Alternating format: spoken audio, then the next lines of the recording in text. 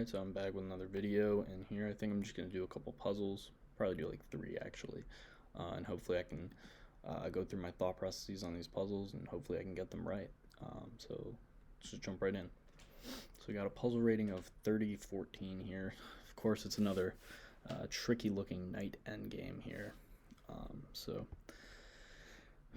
what's the idea here? So I got to promote this pawn somehow, but I also want to be as effective as possible in stopping him from promoting here, so I have to be careful here. So what's the play? I think I take this knight,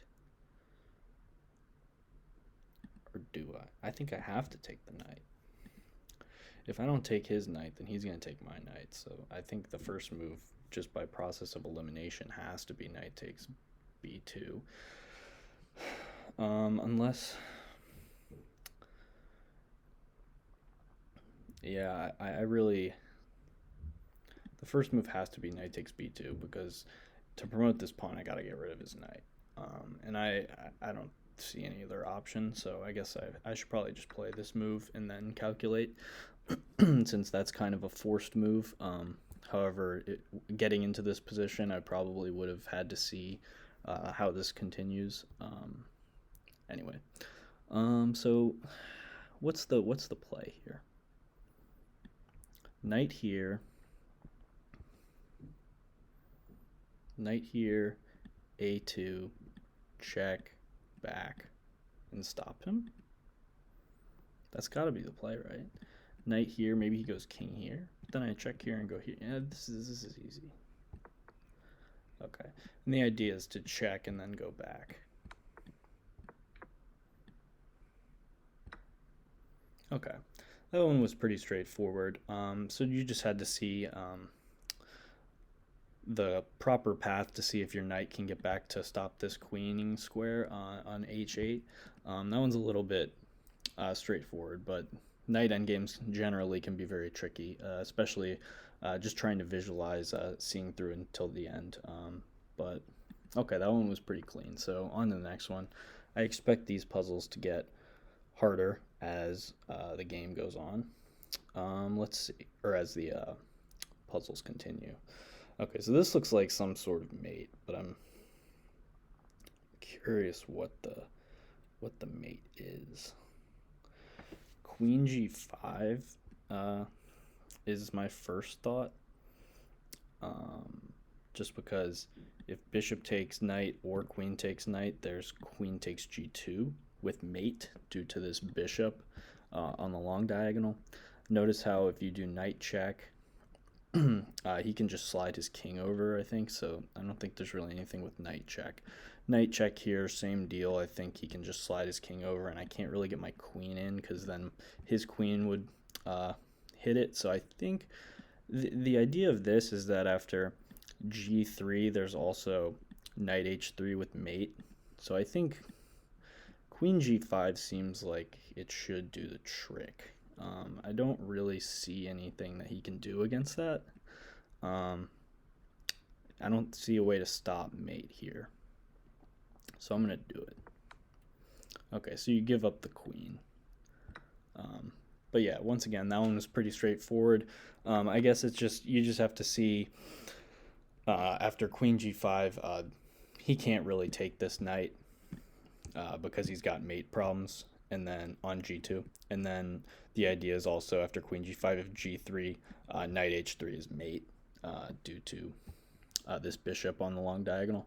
Okay, so on to the next one. All right, so knight g4 is played. So black is down a pawn, and looks like he's got a little bit of a sketchy position here, but there is knight c2 check, which is interesting. I guess the idea is after knight c2 check, the king moves to either d1 or d2, let's say d1. And then I presume that his idea is he's going to have knight f6 at the end of this. I'm trying to figure out if I care. So what if I just go knight c2, king d1, knight takes a1, knight f6 check, just king e7? What's the follow-up there? Does he go bishop g5? Maybe. Maybe he does. Okay. Does look a little scary for me, so I'm curious what the play is here. Ah, I think I see it. So this is a bit of a clever idea. Knight c2, king d1, and then bishop to d4, hitting everything defensively. And he wouldn't have knight f6 check. He has to move the queen. So say queen takes h7, and then we take the rook on a1. And I think that should do the trick. Yeah, I think that's right. So the idea is after knight c2, king to d1. Can't take this right away because of knight f6 check, and knight f6 check followed by bishop g5, which is going to be really unpleasant. So I think the idea is to go knight c2, king d1, and then bishop to d4, which is a very nice defensive move. There's no time to take the knight because you get your queen taken, and I think this should do the trick. Okay, yeah, you take the he takes my rook with his queen, but yeah, that'll do the trick. So a little bit higher rating of a puzzle, 2978, but I think that's a very nice puzzle.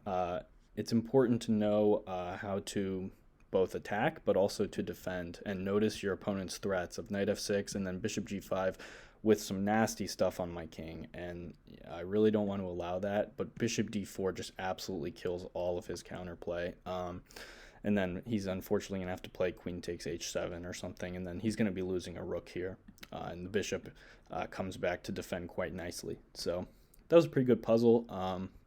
Pretty good session, 3 puzzles in a row. None of them were too crazy difficult, but nonetheless, it's always good to get puzzles right. And I think I'm going to stop for today, or just for this session, and then hopefully I'll make more puzzle videos in the future, and I'll see you guys next time.